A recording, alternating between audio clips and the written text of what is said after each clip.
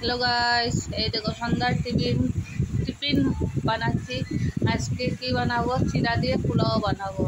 এটা হলো বাদাম, কাঁচা লঙ্কা, আদা, শুকনো লঙ্কা এগুলা তেলের মধ্যে আর তারপরে হলুদ গুঁড়ো দিয়ে এগুলা দিয়ে জাকানাকা জাকানাকা করে তারপরে অল্প ভাজা হয়ে গেলে নুন চিটিয়ে দিয়েছি।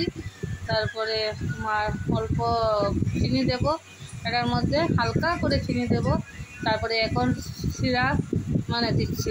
এই দেখো, জিকি জিকি জিকি জিকি জিকি জিকি জিকি জিকি জিকি জিকি জিকি জিকি জিকি জিকি জিকি জিকি করে চিড়াগুলা দিচ্ছি। সাদা চিড়াগুলা এখন দিচ্ছি। অনেকটাই বানিয়েছি।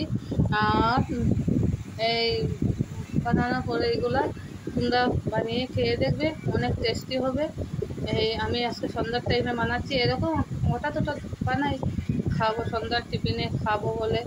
এই দেখো এখন নাড়াচাড়া করছি করে এই পরে অল্প চিনি ঢেলে দেবো, দিয়ে জাকানাকা জাকানাকা করে তারপরে নামিয়ে এখন দেখো নাড়ছি, কারণ এগুলো সব তো মিক্সড হতে হবে, তাই না?